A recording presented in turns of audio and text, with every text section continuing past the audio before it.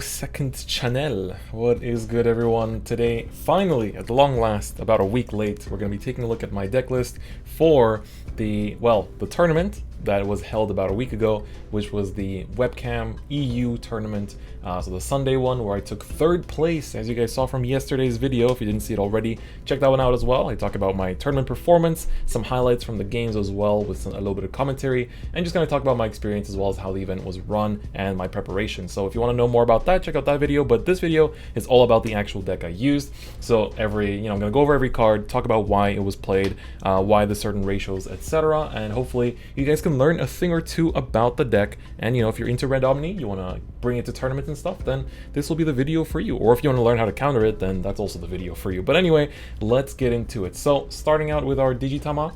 So of course the Tama, we're playing 5 just because it's good value and it's always nice. Like, I always prefer to play 5 rather than 4, even if it means playing 1 that is off.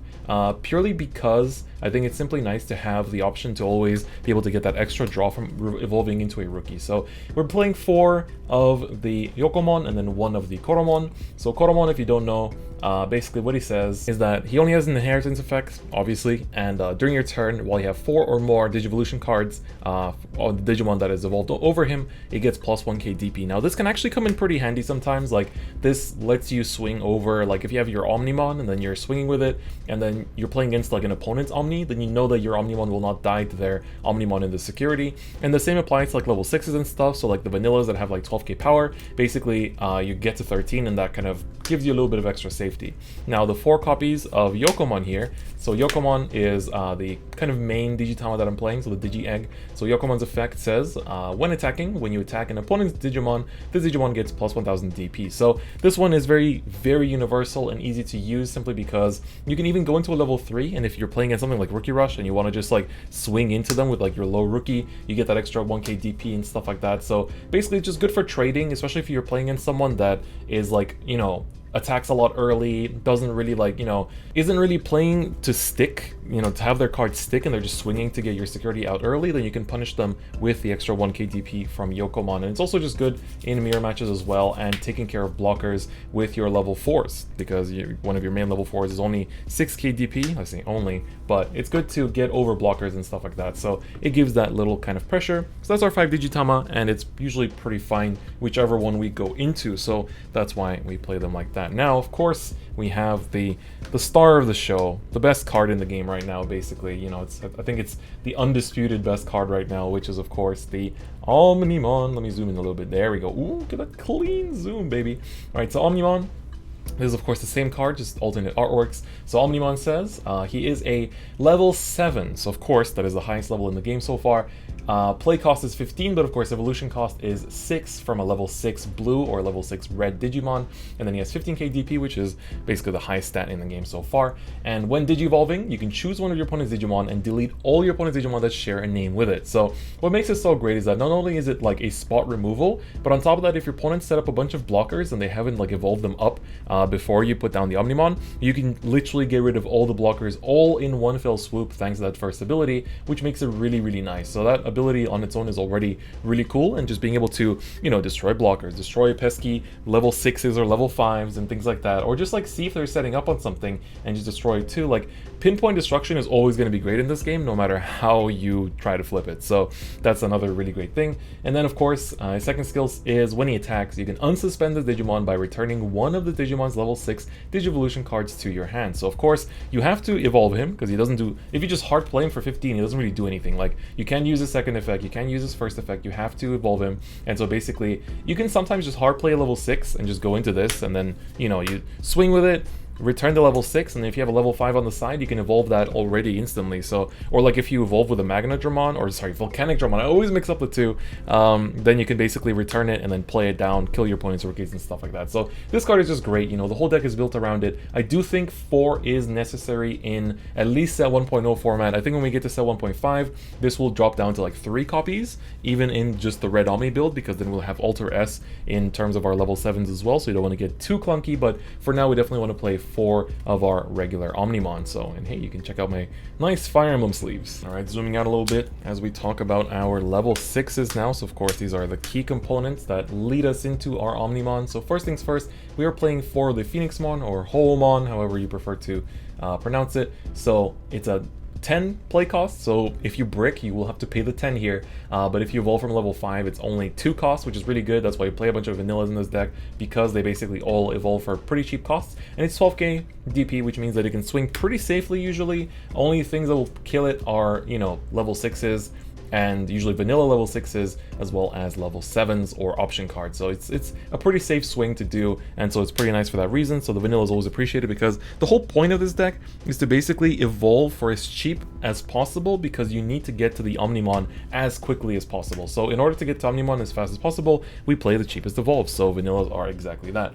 However, of course, that's not our only level 6, because I'm also playing 4 of the Volcanic Dramon. So Volcanic Dramon, the one I keep mispronouncing and saying it's Magna Dramon, is a very great card. So this is an 11 play cost, 10k DP, 3 to evolve from a level 5. Now, he has an on-play effect, which will not activate when you evolve it, but just when you play it for that 11 cost, which is to delete all your opponent's Digimon with 4000 DP or less. So this is basically to counter Rookie Rush, and also to stop Purple sometimes from starting to like set up their boards. It's also good to like counter just about anything that is just like spreading themselves out. Like any deck can do that, right? Just play a bunch of rookies to spread themselves out, and you're like, nope, not letting you do that. And then on top of that, he has Security Attack +1, which means that he will just add extra pressure, meaning that you can actually win games faster. Like I played a Mirror, as you guys saw, and there was one round where I had to face off against an opponent's Volcanic Dramon, which has Security Attack +1, then there's Greymon, which inherits Security Attack +1, and there's a Tamer, which I don't play, which gives Security Attack +1. So he attacked with a 4 Security Attack Volcanic Dramon, and that definitely hurt. So it's a great card overall. It's there to counter Rookie Rush. It's there to counter anything that plays a bunch of rookies. Sometimes you can just slam it down, even if it's to kill 1 or 2 rookies on their opponent's board, simply because that's gonna, you know, next turn you're gonna go into Omnimon over it probably, and you can sometimes just, you know, like swing with it, go for the 2 security attack if you're feeling a bit risky, and then go into Omnimon to kill something. So that's something that happens very often, is that like you sometimes have to choose. Do you want to be safe and just keep this active and then go into Omnimon, destroy something and just have it there? Or do you want to like take the risk, the gamble of like swinging and then go into the Omnimon when it's resting to kind of like, you know, it depends on the matchup. There's no like clear answer. Depending on the matchup, you are able to do one thing or another. If you're playing against Rookie Rush, you can probably get away with just swinging with this, getting the extra security attack out, and then going into Omnimon to kill something. So that's like a good thing to think about when you're playing this deck. So definitely you want to keep that in mind, and it all kind of like, you will get better at making those decisions as you keep playing the deck. So just, you know, don't stop practicing, don't stop believing in yourself is the best way to put it. Now, level 5s, we have the 4 Ground Dramons. Of course, that's our vanilla. So 6k DP, 5 costs to deploy normally. So basically, sometimes if you're bricking, like, you will play this down as a level 5, because then it's better than playing down the 10, you know, Phoenixmon. So you'd rather play this for 5, and then next turn pay 2 to go into Phoenixmon, and then pay 6 for Omnimon. So other than that, it's a 2 to evolve from a level 4. So again, vanillas with the cheap evos are very, very appreciated. So that's definitely very good. So again, it's an Omni list, so of course we're running a lot of vanillas. Then our sort of tech level 5s, we have Skull Greymon here. So Skull Greymon is a great card. On play, delete one of your opponent's Digimon with blockers. So of course, again, this does not work when you evolve. You have to play it for that 7 cost with a 7k DP. But of course, this is really good, you know, in every matchup.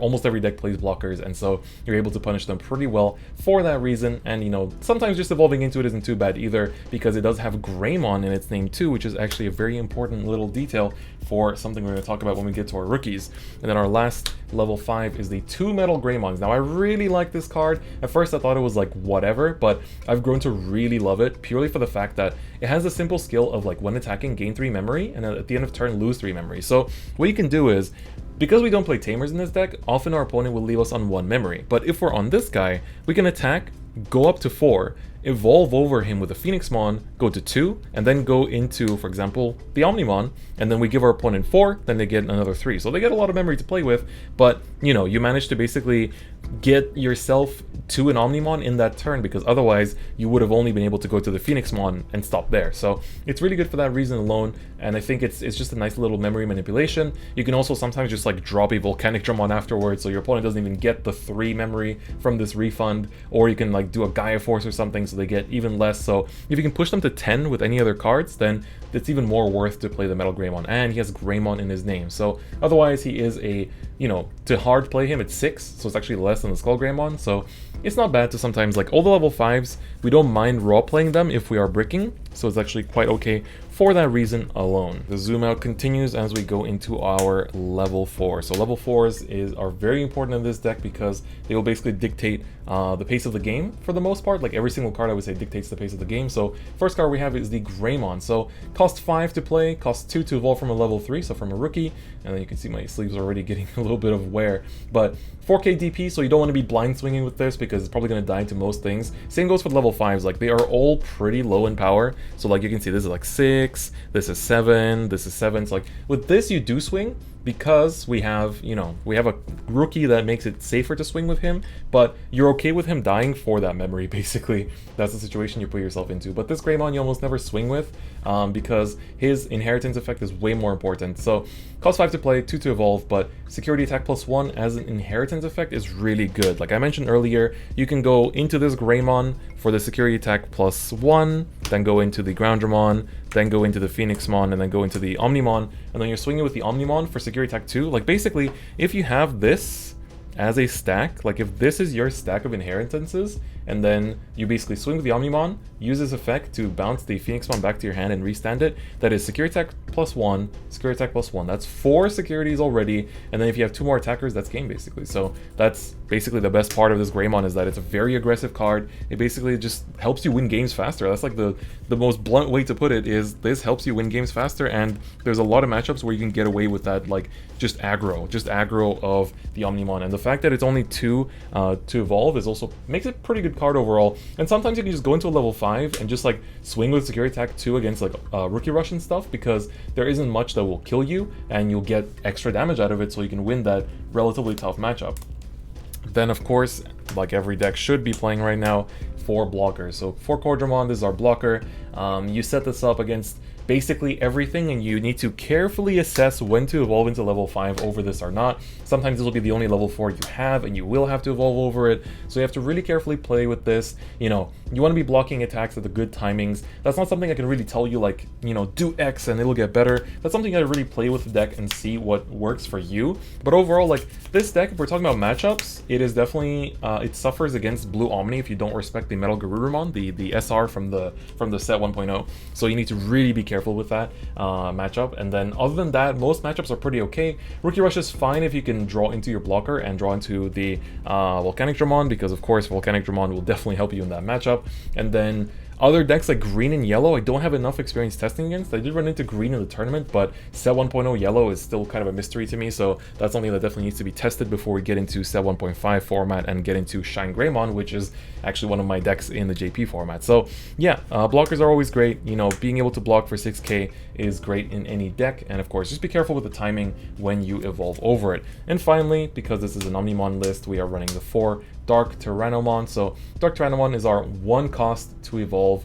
Very, very nice, because it's just, you know, you play a rookie, evolve it for 0, and then evolve this for 1. Even if they set you to just 1, you go to 0, you can still go into your level 5 for 2, so that's also really nice. And it's 6k DP, which means you can like pretty safely swing over things, and usually your level 3 or your rookie will power it up a little bit. So that's the thing with the Yokomon, is that this will give it plus 1k DP, so if they block it, the blocker is only 6k, so this is still 7, so usually they let it through, and you get that early aggro out, or like that additional aggro out if you need it. But that's basically our level 4, so 12 level 4s I think is a pretty good ratio for this deck. You don't really need to go too ham, because you also need space for them rookies, which is one of the most important portions of any deck. Alright, so rookies, let's take a look at it. So first things first, we have the 4 of the starter deck Agumon. So this Agumon is really, really nice. Of course, 3 deployment costs, 2k DP, and 0 to evolve from a level 2.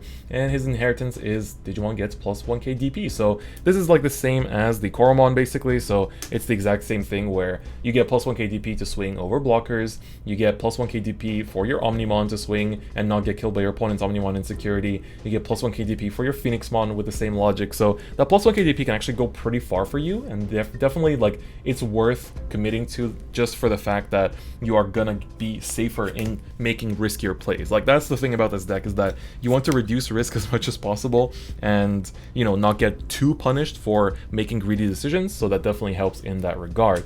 Then I'm playing 2 of the promo Agumon, and I definitely got some questions about this card. So I will be honest, I got this first from a Japanese deck list, and I was like, well, it seems good, let's just try it. And I was like, wait a second, we sometimes, you know, end up sitting on the Metal Greymon. So, you know, we go into the Metal Greymon, and we really like this plus 3 memory attack. So by being on this Agumon with him in the inheritance, he goes up to 9, or, you know, like even more if you have, for example, the Koromon in the as the egg. So basically being able to swing with like a 9 or a 10 makes it a lot safer in that it won't die against anything that isn't level 6 basically, or a level 7 or an option card, which is really, really nice. So for that reason alone, I think it's really, really good to have this Agumon only as a 2 of. It just comes in handy every now and again. It didn't necessarily like win me games or anything. I think, you know, it never had that level of like influence in my games, but that little numbers difference can definitely help you out and push you further in your game. So I think for that reason alone it's worth trying out.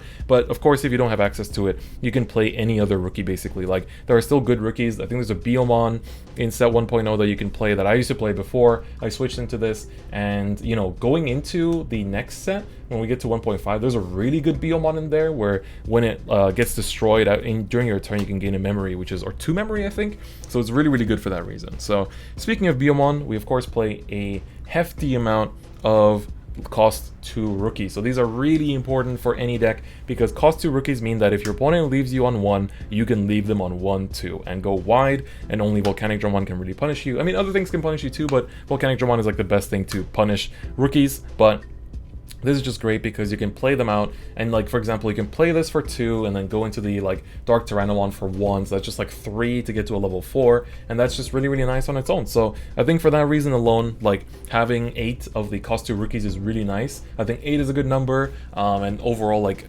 14 rookies is pretty good. A lot of people like 16, but I think 14 you can get away with. I will admit though, there were plenty of games where I didn't draw rookies because of the no mulligan in this game, so do keep that in mind. If you don't feel too safe about that, then consider playing 16. But yeah, I think this list I was definitely really happy with, and overall like I would not really make changes to this right now. I think in terms of text, it's really well suited to the meta, and I really don't think there's much that I would change. Finally, for Gaia Force. So Gaia Force I think is still one of the best option cards in the game. So being able to play this for 8 and destroy any Digimon, whether it's active or not active, or suspended or not suspended, like it is really great. So being able to kill anything, like destroy your opponent's, I don't know, like Millenniumon, even though it's not that great, but if it died once, then you need to finish it off, or to kill the Metal Garurumons, kill your opponent's Omnimon, kill your opponent's level 6s that you can tell might become a threat. Like all those things, Gaia Force will take care of for you. And of course, it is the only card that when checked in security will be able to